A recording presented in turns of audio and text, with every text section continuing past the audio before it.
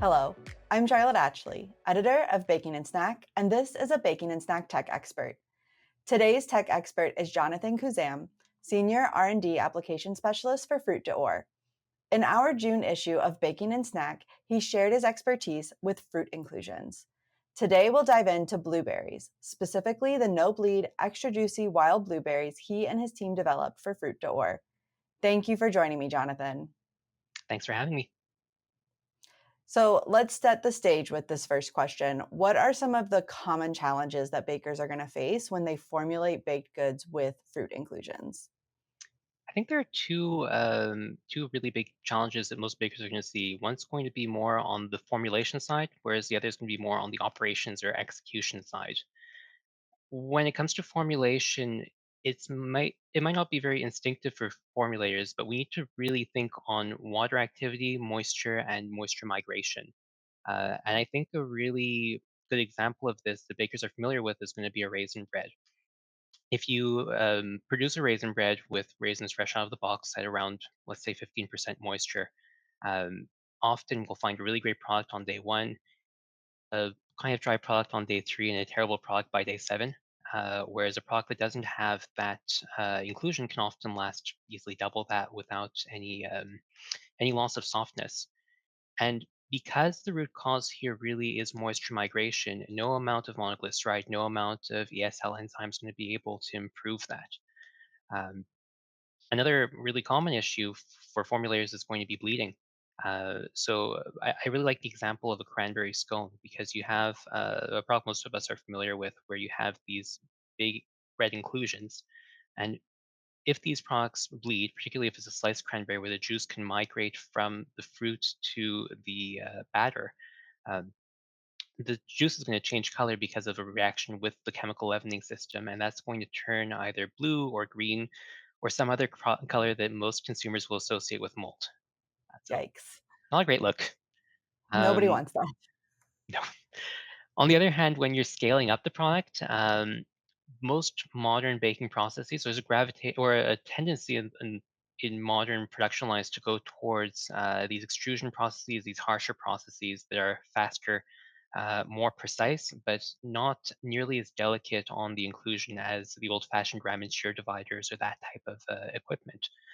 Um, so you can throw a beautiful fruit inclusion in, and then you'll get a paste on the other end of the machine. You won't have that visual impact of a very white dough or batter with a contrasting inclusion. And when you consider that the purpose of these fruit is to premiumize a product, usually you're not going to get the bang that you're expecting. Um, a lot of formulators will try to circumvent that by using more inclusion, and it's difficult to ensure it actually stays in the product when we hit certain thresholds. It's not uncommon for a mixer to open and the inclusion to spin out with the dough. Um, and the last really big one is going to be the interaction with the bake or the frying process. Uh, so these are very sweet, very low moisture inclusions often. That makes them very prone to burning, much more so than the batter that you're trying to bake. So that's a lot that bakers have to work against when working with I fruit agree. inclusion. So between the moisture migration and the delicateness of the inclusion itself, how does Fruit d'Or's new blueberry inclusion address these challenges, especially when it's positioned as an extra juicy wild blueberry? How are you managing to accomplish that no bleed while still delivering an extra juicy wild blueberry? I think would be more fair to call it the Goldilocks blueberry because on one hand you have the conventional dried blueberry, which is around 15% moisture. On the other hand, bakers are familiar with fresh or IQF fruit, which works very well in some processes, but is much higher in moisture. Our product that we're just launching now is situates itself between 23 and 28% moisture. It's a really interesting place to be for bakers because most of our baked goods tend to be in that range as well. So right out of the box, our product's going to be much more compatible with the water activity and moisture content of most baked goods. Um, we've noticed that when we make products with this versus our conventional dried blueberry, we'll often see a much longer shelf life on the product. So the staleness that you see on a raisin bread by day three, that doesn't happen with this type of product. The other really interesting feature is that it's a clean label product. Um, So a lot of products like this, they may need to use either preservatives or processing aids to maintain the color or freshness. The issue with these that often they'll interact with the yeast or with the gluten. So we don't have any sorbates, we don't have any propionates, we don't have anything that will give an effect that's different from what the formulator might expect. Got it. Got it. So, zooming out a little bit, what considerations does a baker need to take when choosing the right blueberry for the right bakery application? I think the first one would be to really zero in on what you're trying to do by introducing a blueberry to the product. Um, Generally, especially if you're gravitating towards a wild blueberry, it's smaller, it's more intensely flavored. You're shooting to premiumize your product. So if you want to get a smear or a swirl, you might be better served by a powder rather than fresh fruit.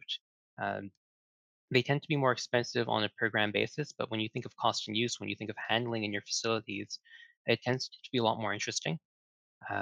On the other hand, if you want, let's say, a shelf-stable snacking cake or something that has a lower water activity, a conventional dry blueberry is a really great solution, especially wild blueberry because you get that higher piece count from the smaller size.